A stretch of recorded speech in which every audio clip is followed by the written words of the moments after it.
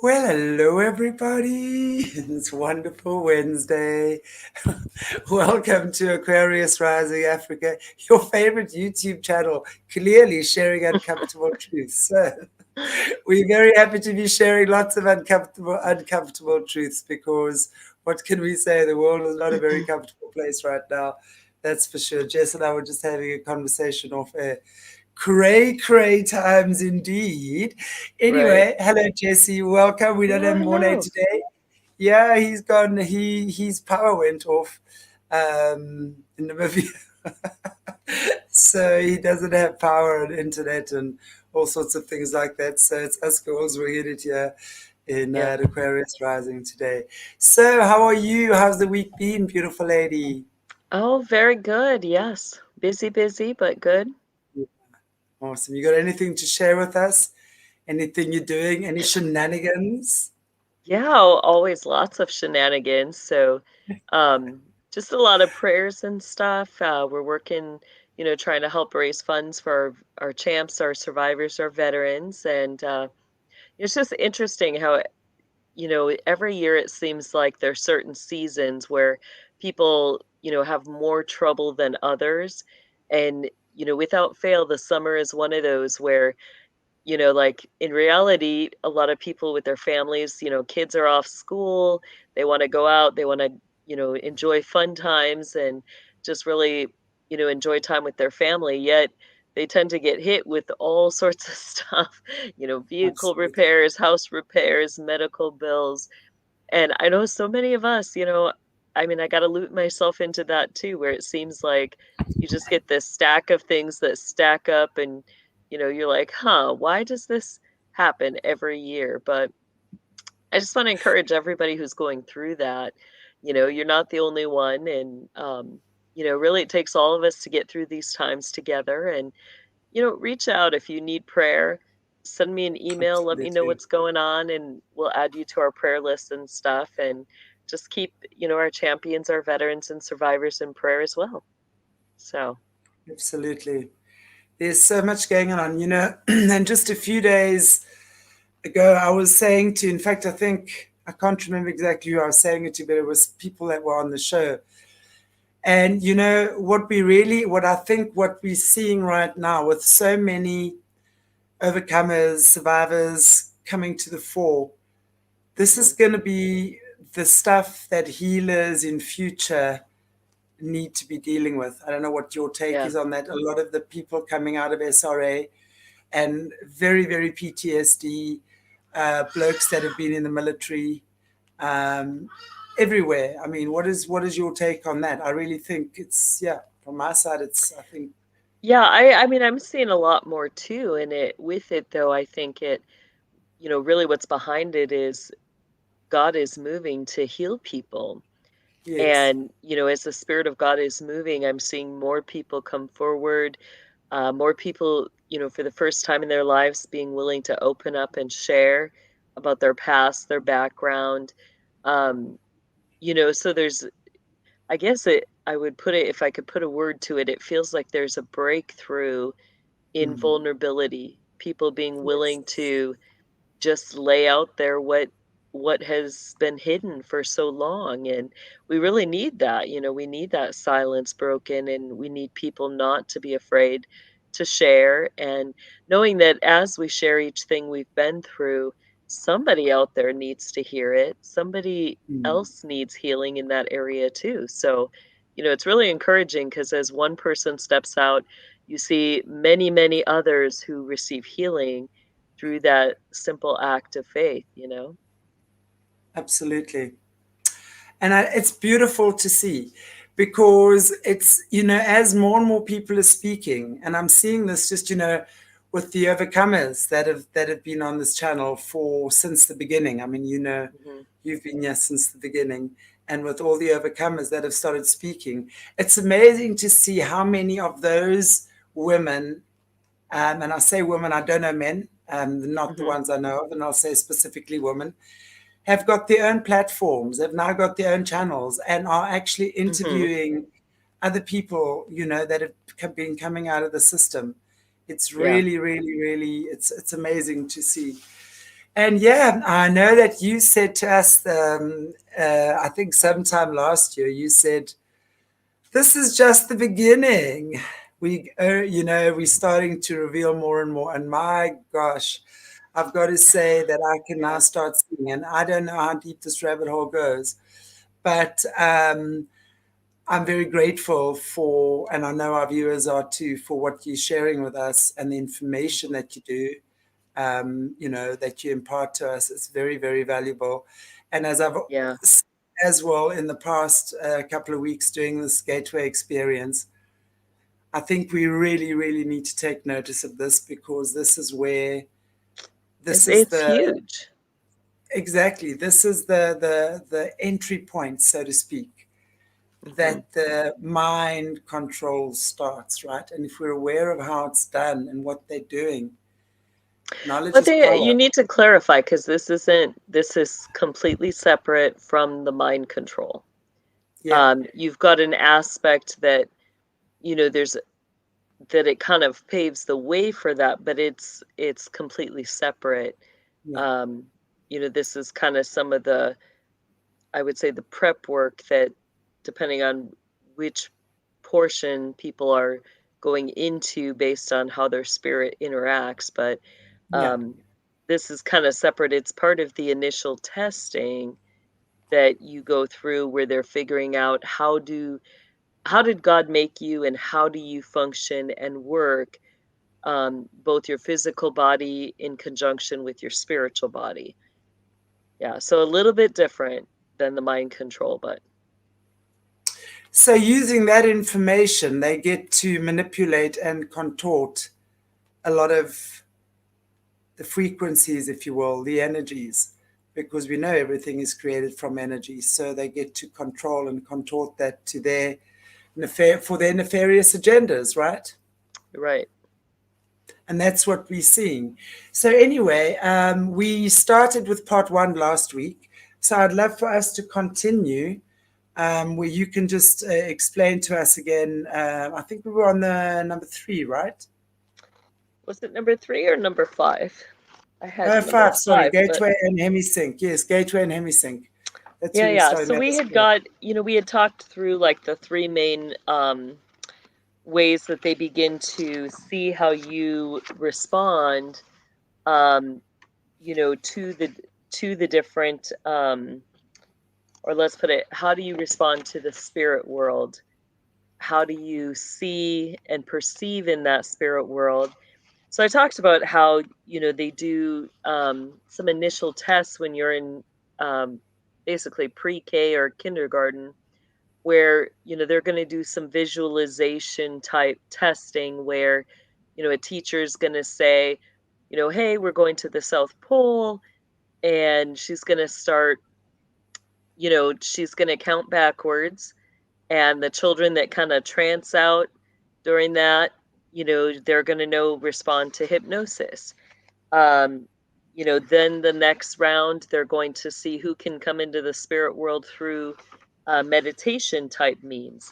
So they'll ask a further question, asking, kids, what do you see, and try to pull them in through that meditation. And then the last group comes in through biofeedback, which means that, they're like as far as I understand, the biofeedback kids, like, there's two types of remote viewing, which remote viewing is the scientific term for how you see, hear, and feel in the spirit world. So, it's not as scary of a term as many Christians make it out to be. Um, remote viewing doesn't mean that you're astro projecting. It means, how are you perceiving that spirit world? So, there's two ways. The first is, that you do have your spirit separate from your body, which is astral projection. And most of the time, children that gain access to that spirit world through either hypnosis or um, meditation, that's what they're taught. They're taught to astral project. Then you have the second group that you know, they don't astral project, their spirit doesn't separate from their body, and they see everything in the spirit world as though it's a vision. So there can even be overlap where, like for me, like, I can be awake, I can be looking at where I'm presently at, and yet I can be seeing in the spirit world clearly someplace else at the exact same time. So there's an overlap between the physical and the spiritual world. So that's what they're trying to figure out. So as they go further, like, I would say, these next few pieces, section 5 through probably beyond, um, in this Gateway project, really talk to, what is the next step, after they figure out how you get into the spirit world, then they want to develop a consistency because, you can't have it be random. You can't always, what they don't want is to always have a timekeeper over you, somebody that's going to bring you into that spirit world. They want you to be able to figure out how do you get into that spirit world on your own. So, what I witnessed was a lot of the kids that did go in through hypnosis, um, which means you're going to have somebody that basically is going to dial you in. They would try to get that individual to learn to enter into the spirit world, um, through other means where, they would try to train them to, let me think how to put this. Um, because you always will have a gate operator, especially at the military bases. That person is going to be somebody who helps dial in and dial out. They're going to open the gate that's being used, and they're going to close that gate when the use is done. They're able to track in the spirit world, so you can make your contact, like you're taught how to contact that individual if you need a dial out or dial in someplace. So, from the get-go, you're always trained on a team, with others who are very skilled at whatever their part of the job is. And, you know, so some of it, are set on auto responses. So, as you get more advanced, like some of those kids that, go in through hypnosis or somebody's dialing them in, they're trained so that then specific songs or specific words or specific images, um, can automatically dial them in or out. I hope that makes sense. Yeah, Um, absolutely. so that's where they Absolutely. get those kids. Other ones, if you're able to enter in on your own, you also are taught some of those methods that, where you could hear a song, but then it goes beyond that because at the deepest levels, you learn that it's not just that song that's connected to a spiritual gate, but it's, each gate has its own, tune, has its own set of notes, and it doesn't matter which format those notes are put in, just as long as you're in harmony with that gate, you can enter in. So, you learn to kind of do that on your own instead of always having somebody there, um, who's controlling that aspect, even though, you know, for the majority of it, you do work as a team, but, they do teach you to be self sufficient as well. So the next part talks about the gateway and the hemisync. And with that, the goal really is that they want to proceed to focus on what the technique actually involves. So fundamentally, the gateway experience is a training system. So, we talked about that last week, how this is, this isn't programming, this is training. Yeah. And it's designed to bring enhanced strength, focus, and coherence, to the amplified and frequency of brainwave output between the left and the right hemispheres so as to alter consciousness. So what that means, is basically so you can perceive between the physical and the spiritual world interchangeably, and moving it outside the physical sphere so as to ultimately escape even the restrictions of time and space. We talked about how the spirit world has no, there is no time, there is no space there. All of that is irrelevant in the spirit world, because you're really dealing with, as scripture says, our God is a God forever. He is the beginning, He is the end, yet there is not a beginning or an end that we can find, because He's eternal. And we're not used to operating in that eternal realm.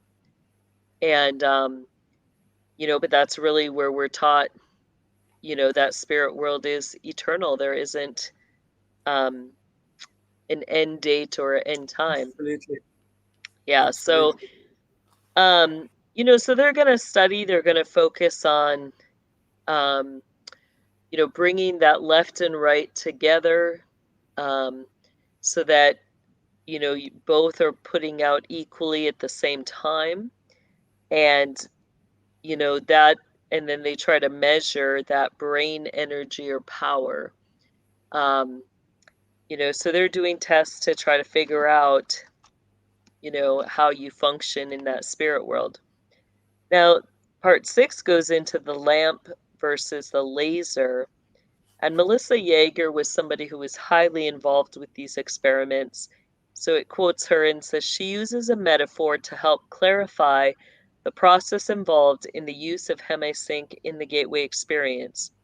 She points out that the human mind in its natural state may be likened to an ordinary lamp, which expends energy in the form of both heat and light, but in a chaotic, incoherent way, which diffuses its energy over a wide area and rather limited depth.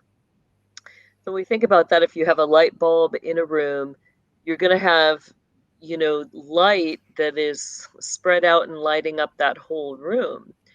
But really, that light energy is chaotic, meaning, it's just going around in an area, very dispersed. It's not like controlled light. So, when we're operating just at normal, our brain function, it's kind of the same way, where, we're able to move, live, breathe, and we're exerting lots of energy, but we're not like in full focus control of that energy. So, really what they want to figure out is, and teach you, is how to control that spiritual energy that you possess. And they want to know how expansive it is, how far can, your energy go? Can you, is it just that you can, you know, pick up things in the spirit from one room to the next, or just in the room where you're at? Or are you able to pick up things that are going on in the spirit world that are in other dimensions, wherever you're at? How expansive is that, And can you pick up things in multiple dimensions at one time? Or, only one dimension, can your focus only be drawn to one thing in one dimension, or can you see the whole picture? Now, if we were to put that in another term, somebody once described it really well to me. They were asking like how I perceived, my position on the battlefield. And, when we think in that spirit world, really we are on battlefields. And do we just see ourselves like on the ground, where we're face to face with the enemy? Do we see ourselves as though we're like up on a hill and we can kind of see, we're looking down below? Or do we see ourselves in an aerial position where we can see everything, the whole battle, and we can see beyond, like, you know, is the enemy coming from, far away? And we see the current battle, plus we see all the movement around. So that's really what they're, they're looking at is, what is your perspective of that spirit world?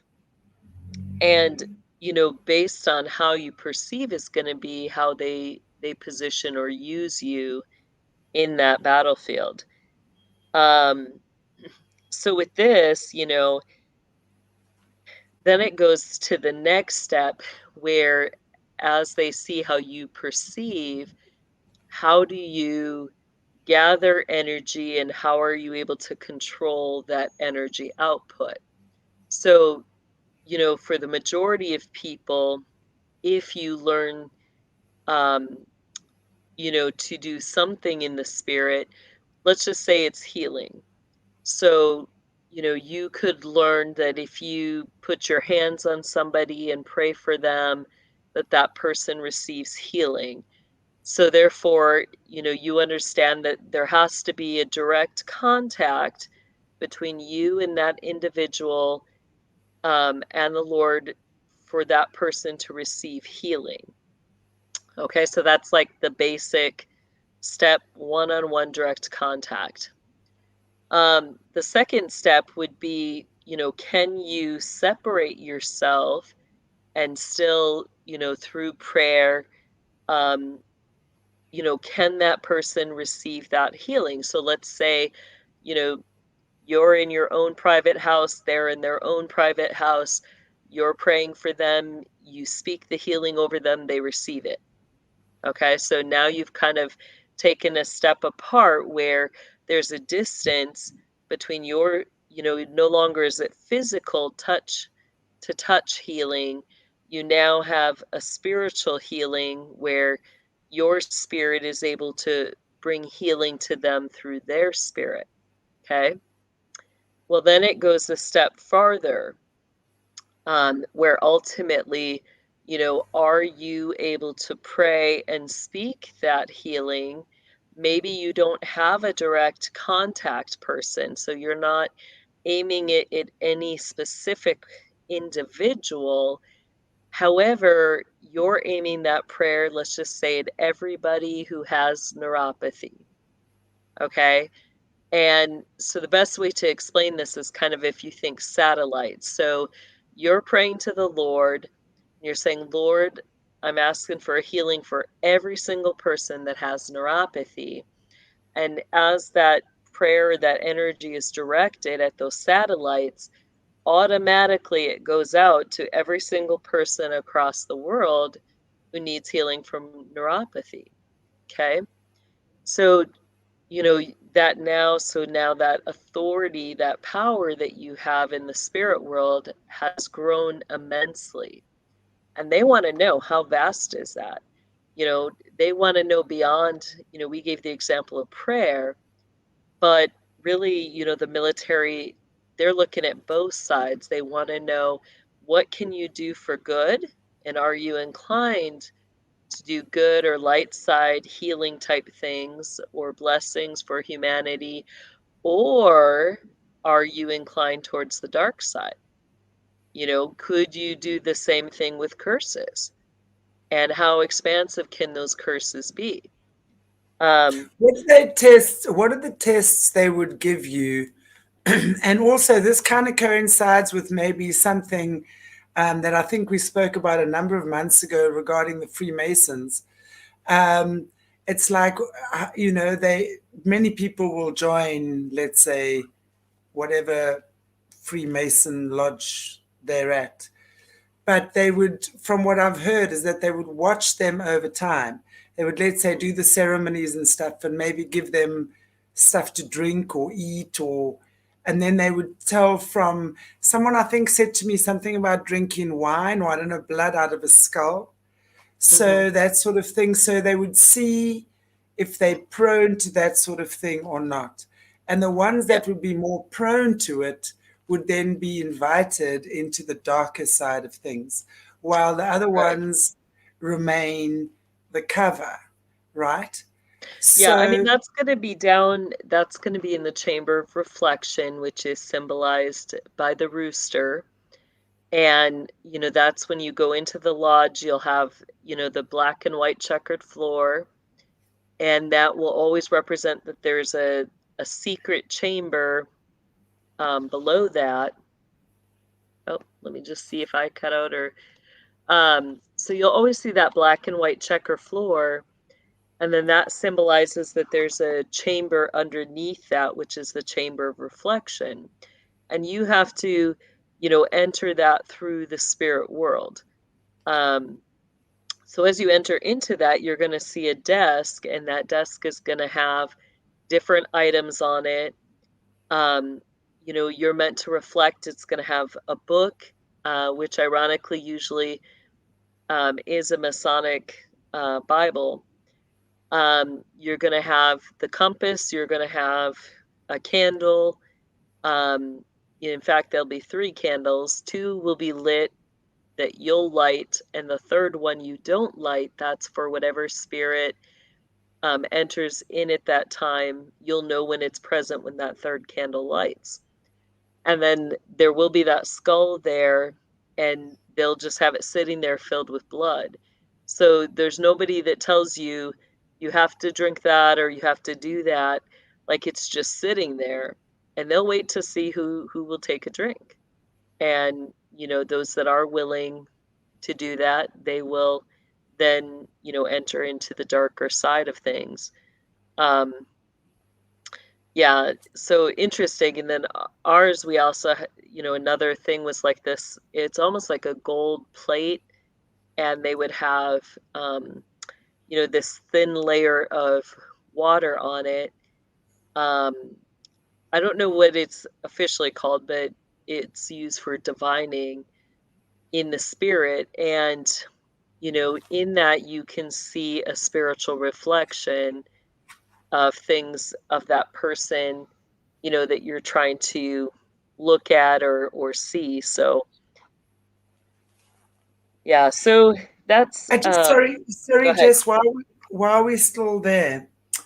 So let's say through these tests of drinking blood and taking them into the creepier side of things, what about the kids, or let's say the kids, because it usually begins there, um, the ones that don't? So they're the ones that want to do good and refuse to do no harm and stuff like that.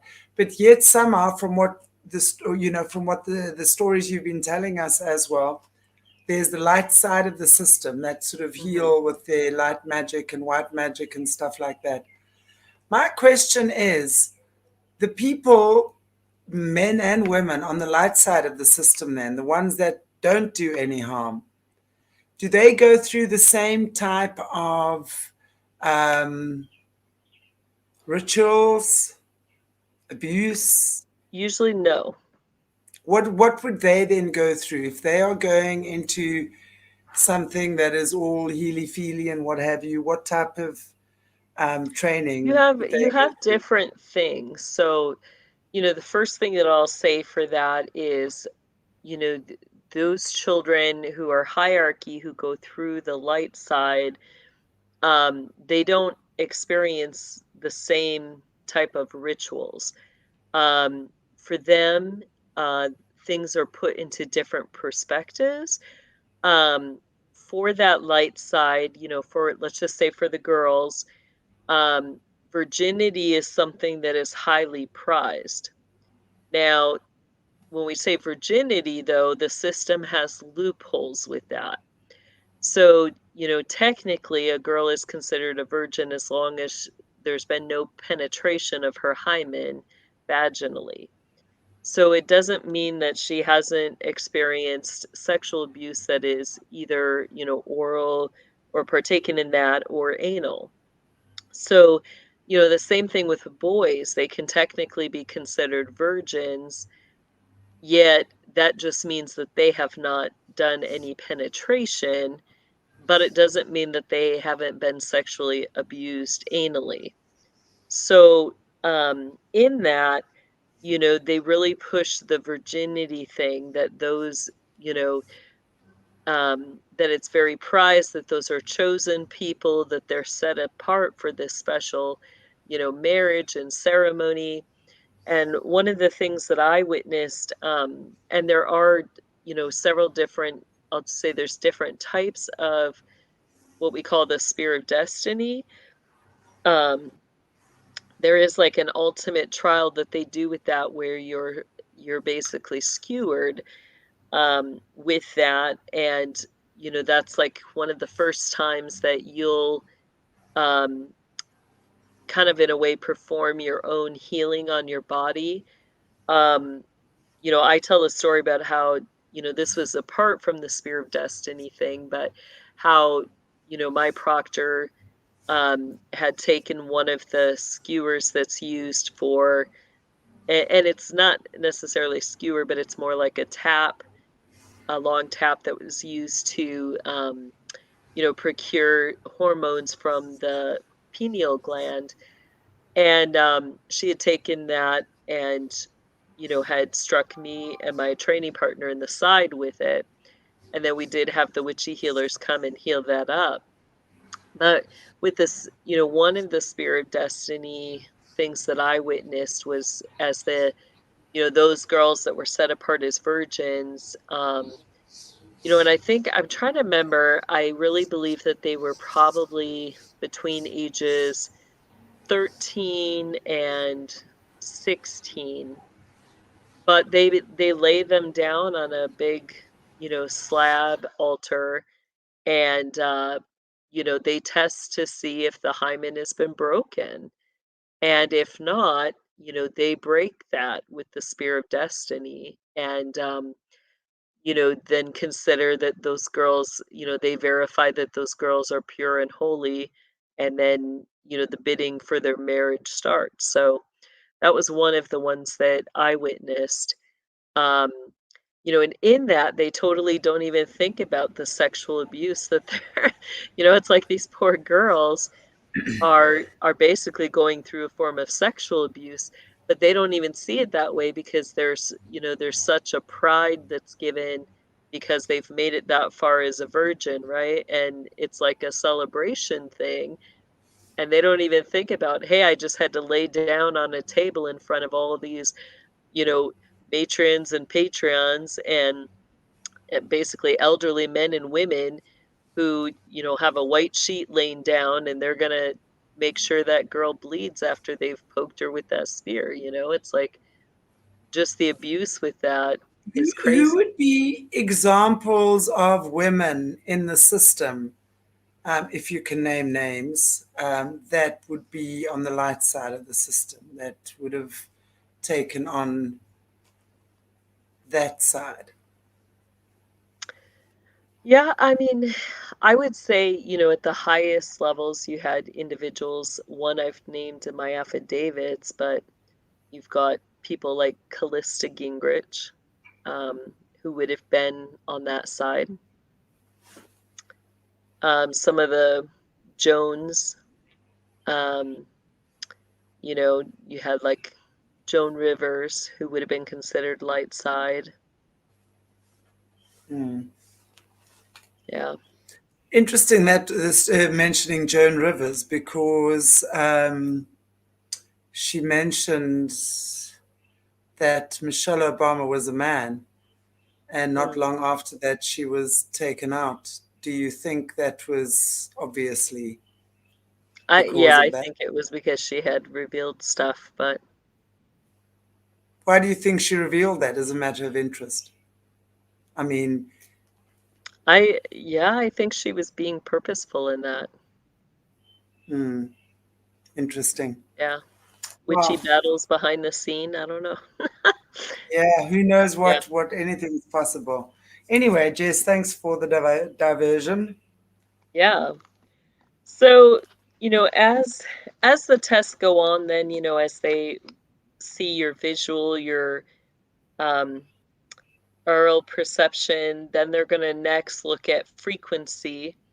So, that's um, another word for that, and they get into resonance after this. But we all have a soul resonance that is slightly different, and that's because we're all a working body um, together. So each of us have a different function, we all have a different role, and within that, you know, the best way to describe it is God has, you know, all of us together are like this piece of a music.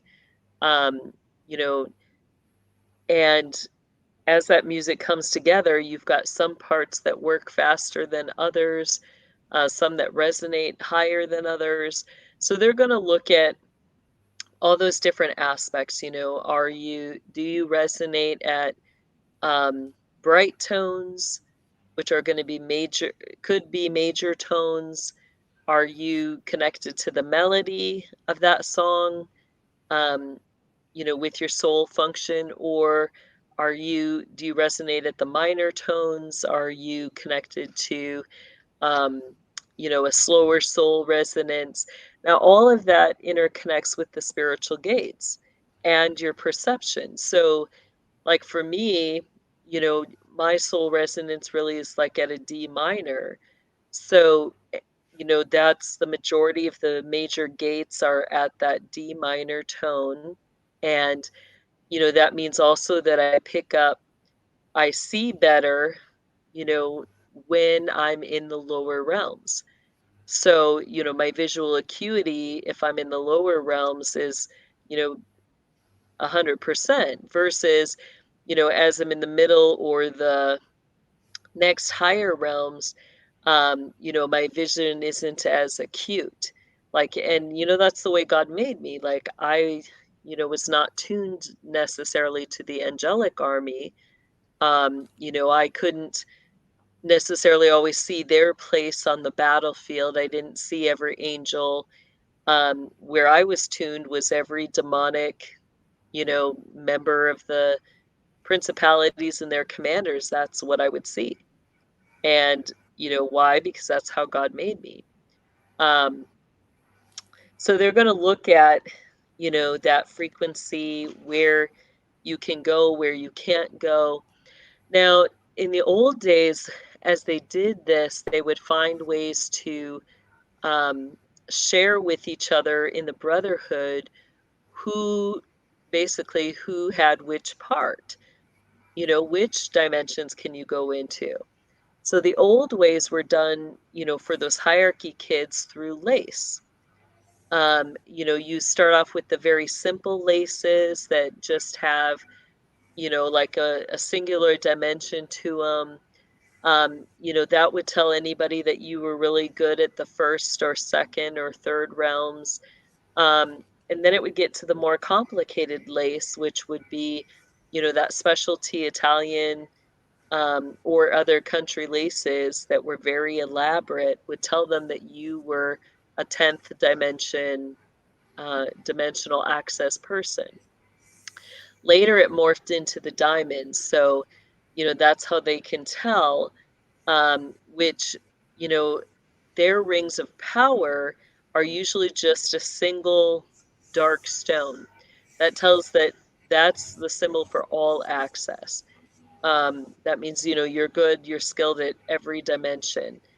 But otherwise, you know, you've got your singular dimension, diamonds, all the way up to, you know, the most elaborate cuts, which represent the multi-dimensionalism.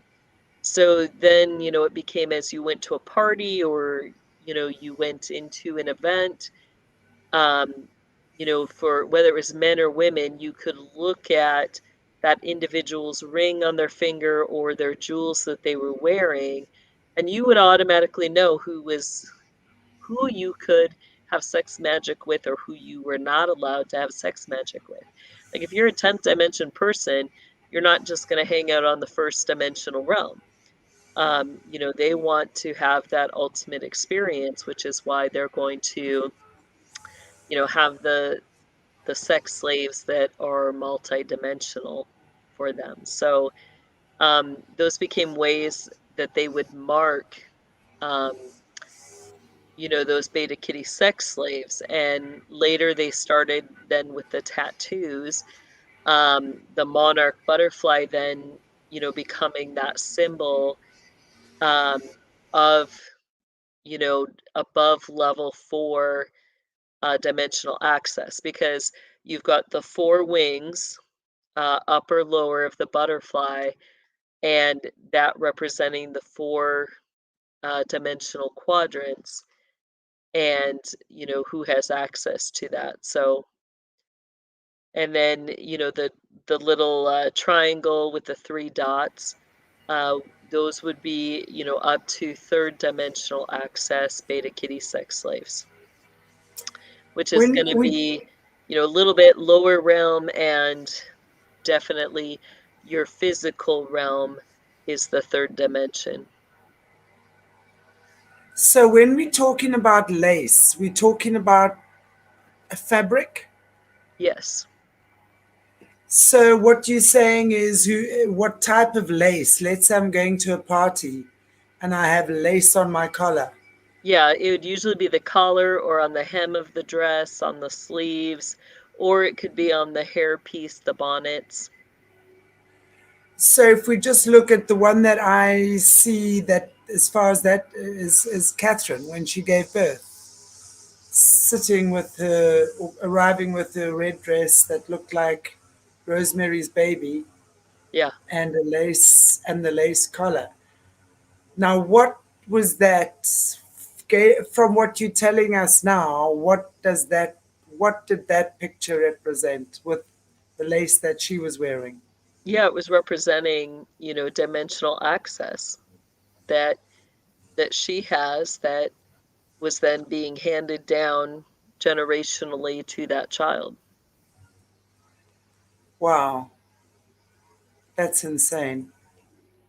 And the diamonds, when you're saying the diamonds, obviously, again, when we're looking at the presidents, the elites, whatever, would Yeah. that be the size of the diamond, the cut of the diamond? It's mostly the cut of the diamond. So like if there's like a three-way cut on it, that represents the third dimension, going all the way up to the crown cut, which is very complicated, which is going to be your 10th dimensional access. Wow. Yep. So, why would they want to gain access to the 10th dimension? What happens there? In the 10th dimension. Oh, Yeah. that's where all the shenanigans happen, Chantelle. Well, I know I can certainly feel the shenanigans going on there, but I have not had an invitation. Right? You haven't. So, I want to go gate crash. That would be fun to go gate crash, it really would be. Yeah, it Absolutely. I just, think I, it depends on, you're talking, and I don't want to use the terms whole other worlds per se, but in reality, we have things that are going on, um, in these other dimensions that, really, you've got people who are there, you've got things happening. Heaven is not just a boring place where you've got little children angels sitting on clouds singing all day. Really, it's a kingdom, and it operates like a kingdom, and everything that is um, you know, on earth is a replication of what's in heaven or what's in these other dimensions. So thinking about it that way, um, let me just quick message somebody here who's trying to call us. But so that's probably the best way to answer that question. cool. Yeah. But it goes both ways, right? These dimensions. Yeah, you've got the upper and the lower realms. And when we think about that, the best way I can describe it, people want to put the earth like into either a sphere or into the flat earth experience, right? And the easiest way to describe what's happening is to combine both. Yes. I use that flat earth really to talk about the third dimension, but you've got to take it beyond that, because the word of God, what does it say? That the word has height, depth, breadth, width. and all of creation was spoken. The Lord spoke it. So it's not just a singular, one-dimensional picture. When you even think of that sphere, you're talking that there's multiple rings that are going every direction around that sphere, all in this harmony together. And there you can access any of those dimensions or spiritual energy points, you know, at any time. And most of us are just not taught to do that. It's really suppressed. Up until about age 3 to 5, our imagination is encouraged because the system is trying to figure out how you perceive. And, if you're chosen for a position, what position they want you in based on how you perceive in that spirit world.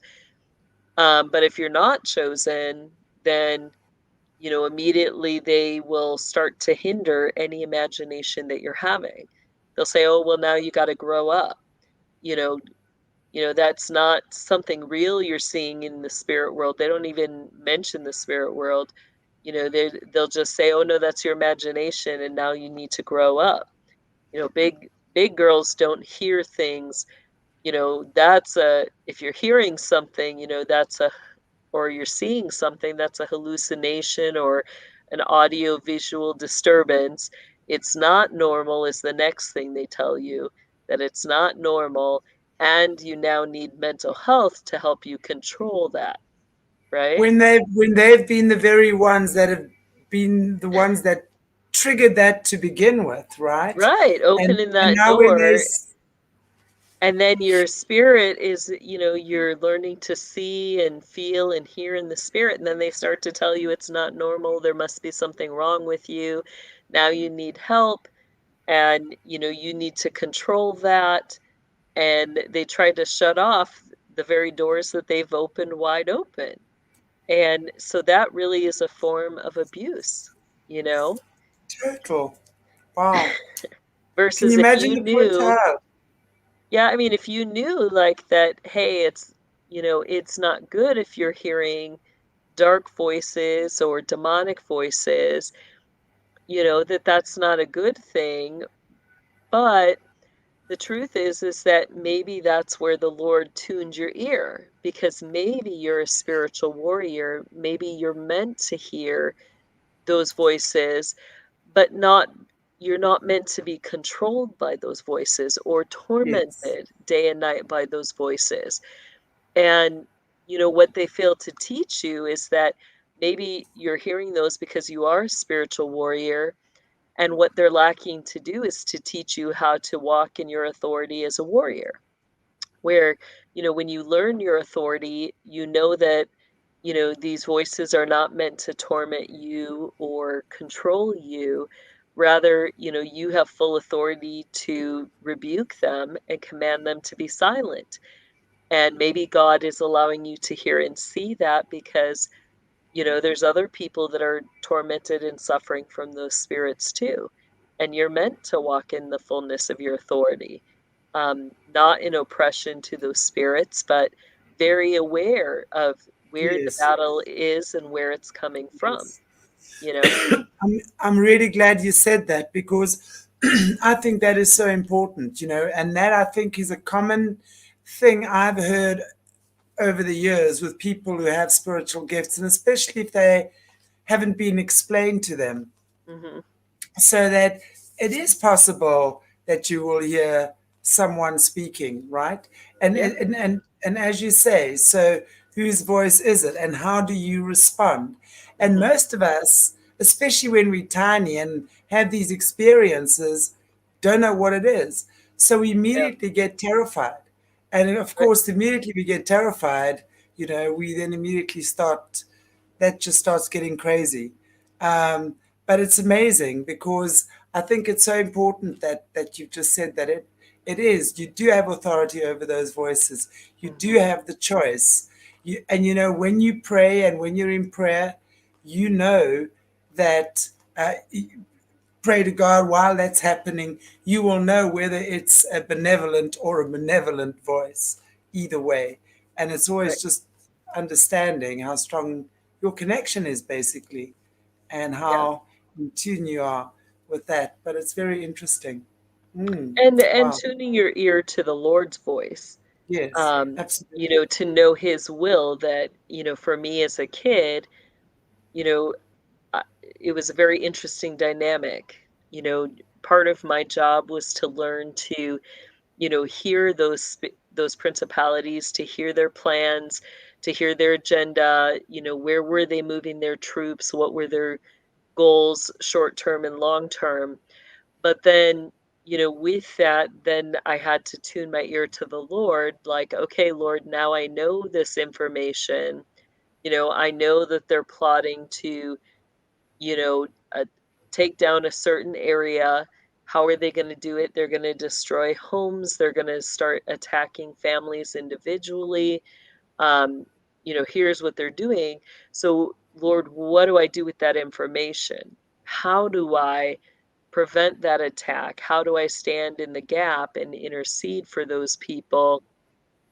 And, that's really where we need to shift it. Or even the spirit of suicide. I mean, that is a nasty one that likes to just go through and, hit one house after the other, in an area, and, take people's lives. So it's like, okay, how do we stop it so that even that first house isn't getting hit? How do, and when we understand that, that depression that is felt, that oppression is really, your feeling in the spirit world. The, you know, that heaviness of those spirits. And, you don't have to be overcome by that. Their greatest weapon is to make you believe that you have no control, that you can't rise up out of that, that, there's something so wrong with you that there isn't any hope. That's what they want you to feel in that oppression. But when we realize that, hey, I do have authority, that I can say, to that spirit of suicide, get out of here. I don't want Yeah, you. I'm not going to harm myself. I'm not going to harm other people. Get out of here. And, absolutely. when we rebuke him and command him to go, in fact, it's not just out of your house, evict them from your state and be like, "Get the hell out of my state." Like, no suicide. We're not gonna fall for it. And when we, really take that authority, we see the Spirit of God moving and lifting that oppression. And sometimes you need to fast for that. Isaiah 58, says, "This is the fast the Lord desires, that you would fast so that your voice may be heard on high, and that the chains of wickedness and the yoke of oppression may be broken asunder." So really, whatever it is that, that depression, that oppression is a chain of wickedness that the enemy is putting around you. And the great thing about chains is that they can be broken, or those heavy yokes, it can be broken, it can be removed. Um, what does Absolutely. scripture say? Jesus says, you know, put my yoke upon you, for my yoke is easy and it's light. Um, you know, so those things can shift, those filthy garments. It's almost like the enemy's trying to wrap us in filthy garments. And that's exactly what he says, or what it says in Zechariah 3. You have the high priest Joshua, who was one of the high priests that was in charge of building the third temple of Israel, or I'm sorry, the second temple of Israel after Israel had been taken captive and had been in the land of Babylon. So, Nehemiah and Ezra, Joshua, several others, they get together and they start rebuilding this second temple. And what happens, it says literally, Satan, who's the accuser of the brethren, goes before the Lord, pulls Joshua into the courts of heaven and starts accusing him before the Lord, saying, "Lord, look at his garments. They're filthy. He can't serve in your temple. Look at all the sin that's on him." And, what does the Lord say to that? It says literally, the Lord turns to Satan and says, Satan, the Lord rebukes you. And he commands the angels, remove the filthy garments, put on Joshua clean garments. The Lord himself reclothes him in clean garments. And, as we come into that place before the Lord, all that, everything we feel that's so negative, so many times is connected to those false accusations that the enemy is bringing before the Lord about us. And, we can break through that. Absolutely. And it's always, I mean, as we always go back to just spiritual connection, right?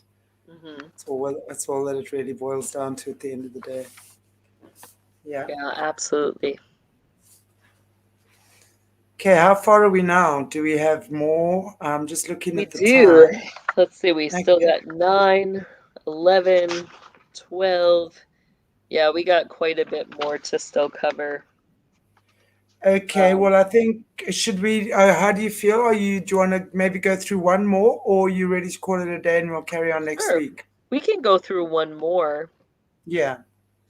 So, next, this one is still connected to the resonance, which is going to be connected to the sound part.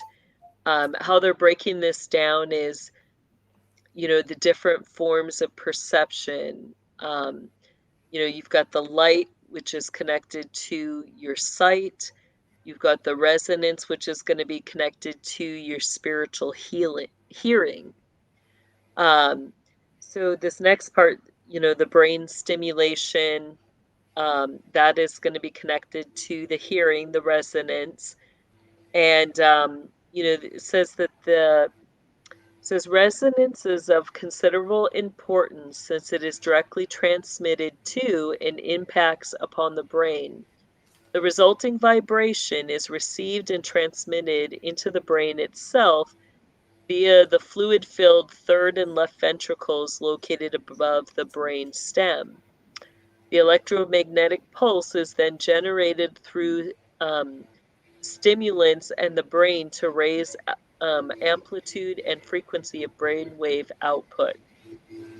So with this, there are several different ways that they're going to test how you react to that. Some of it, they're going to do things that, whether, like I've seen, you know, some um, some of those in training that have what are considered direct connects into the back of the head, where they're, inserting a needle type thing in the back of your head there, that then the vibrations, the frequency can go through that, almost directly to the brain.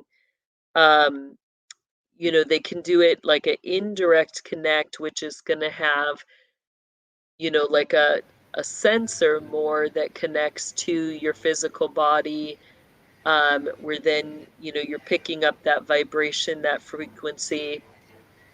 And I think that those are more used for individuals that can't, um, like you can't directly feel, hear, and see, but, they can kind of, what would you call, makeshift that connection. For those who can feel, hear, and see, like we didn't have it like that. Like ours was old audio stuff where, they're going to do the hearing test. They're going to see how high you can hear outside of the normal spectrum, how low can you hear outside of that. How is that process between, when that sound goes out and when your brain registers it? So, a lot of the old hearing tests where they're saying, okay, raise your finger when you hear that, you know, do something whenever you're hearing that sound. And they want to know how quick your mind processes what you're picking up, to the point of where even, can you distinguish enough knowing which direction that sound is going to go before you even hear it? How quick is your processing, and are you processing outside or inside of time? Outside of time means that you're going to hear it before it ever happens. You're going to know, and you're going to already be moving ahead. because you're hearing that in the spirit before it ever goes off. Um, so, then they'll bring in Alice, which, if you're in that next part of testing with CERN, where you have the Hadron Collider that is governing the frequency, the resonance, and, how attuned are you to Alice, and how much can you process at one time? Because Alice, it's again taken beyond just the individual or even a group circle that you're in with other children. Now they're taking it where Alice has that ability, worldwide, or universally, to cause all those connections. And, how good are you at working with Alice? So that's going to be kind of the next step So for that brain would stimulation. that be then for those who are opening and closing those spiritual gates? So that would be really for someone who has the aptitude, if you will, the resonance, the I don't even know what to call it, but that would be connected to those big spiritual gates, right? Right. And it could just be one gate. It, Okay. it could be that if you can, operate one gate, usually they'll have grand high priests or priestesses in a regional area. That region, the castle or mansion where they've got the spiritual gate, will be governed and controlled by that one person. So, when will they open that gate? Well, they'll open it when they're having their party or their event, for the, 4 times a year rituals that everybody from that quadrant is going to gather through that gate. So, their job is to open, close that gate, especially to the principalities that are coming through, for that event. It may mean that there's several smaller gates connected to it, where they've got one big gate, like one of the places, they've got a medium-sized gate that comes in off the water. So that's the one that the principalities are going to use. From what we've seen on that property, Leviathan, um, Molech, Ashtaroth, and then you also have Satan himself who come into that area. So they come in through one gate through the water, and then it goes from the water into this upper tiered area, where they've built like a little temple on the top of the garden areas. And then as you look down below, and follow those tiers down, you've got a big open courtyard in the garden that has 10 gates, just random gateways, you know, Wow. around the square of this courtyard. And what happens is you'll have the grand high priest or priestesses, or high priest and priestesses will come in through those smaller spiritual gates that are connected to that courtyard. So they'll enter in that way. Wow. This is incredible. So they've like literally taken each and every one of these aspects of, let's call it the human mind, and Hmm. they've been able to segregate certain aspects, enhance it, and see which people respond best to certain, whether it's the brain stimulation we're talking about now, which would Hmm. then get those people to be the gate openers, literally, right? So they're Right. testing individually for all of these things. Wow. Yep. They must have really sat with human beings for hours and hours and hours figuring out what does what. Do you know what I mean? Nope. I think it was much simpler than that. Genesis 6 talks about how you have the fallen angels that mated with the women, but they taught those women all sorts of forms of, sorcery, divination, witchcraft. I believe, since that goes all the way back to that land of Canaan, I believe that those, women that mated with the fallen angels were initially the ones that received this information, and then through the generations, through those lines, it was carried to present day. Wow. Because really it's all angelic, it's all angelic knowledge of how God created things, how his kingdom, his universe works. And at its core, it's meant to be good because it's a replication of his kingdom. But they've, twisted, they've tainted, they've, Mm. um, made it into Yeah, something bad. So, absolutely. It's like they're absolute masters of separating.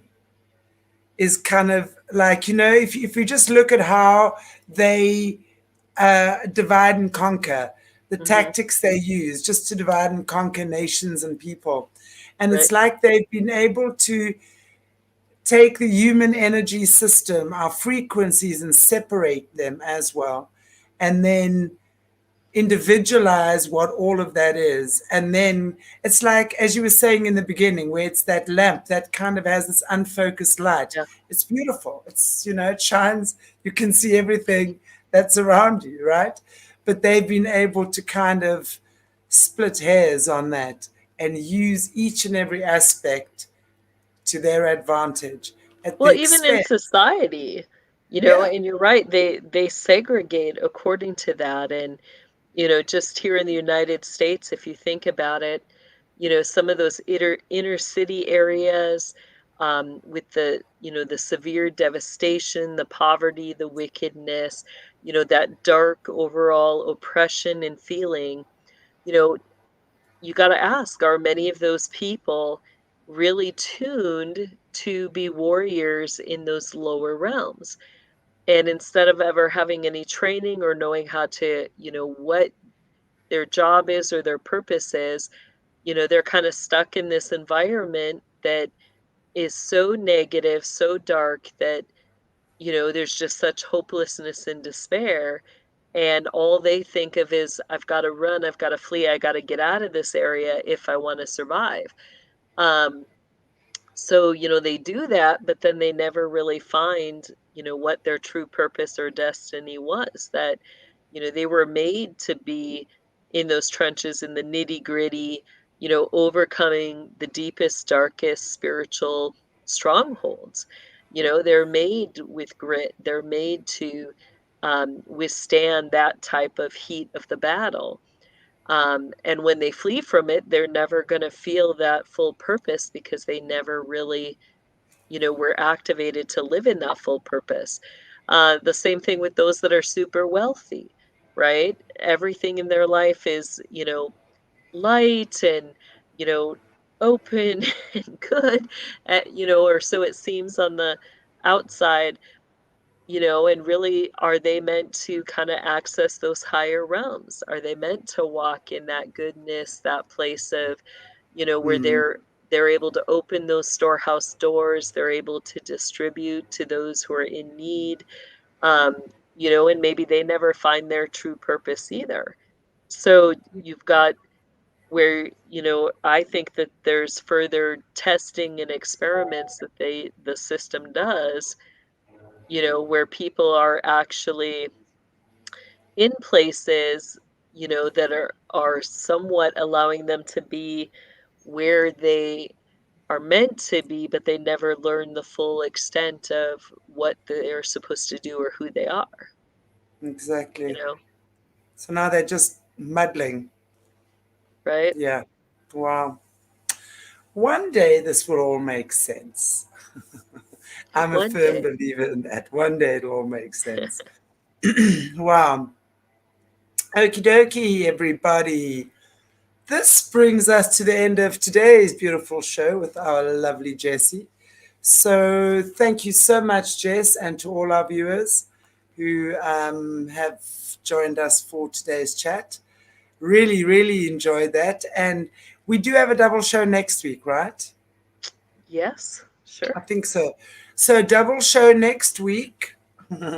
Prepare yourselves, and you never know what could appear on that show. Right.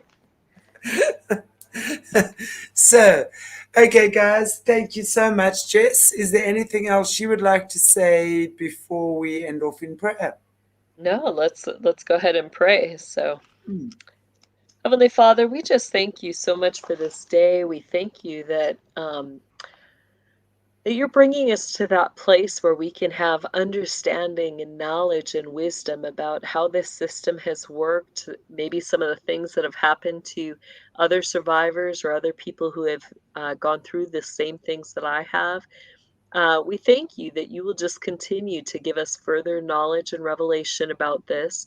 And I ask that with that knowledge, Lord, that you also would bring the healing that we need, that you would help us to process. And I just pray that grace over each one who's hearing this today, that they would have your grace to be able to process the memories of things that they've gone through, that you will just give them that firm, solid ground to stand on, that they would not worry or be afraid at the memories or the puzzle pieces coming forward. We trust that that grace is going to be exactly what we need, so that in all things, having all that we need, we can abound in every good work that you've called us to, according to your word in 2 Corinthians 9:8. So we thank you, and we just ask for that blessing in Jesus' powerful name. Amen.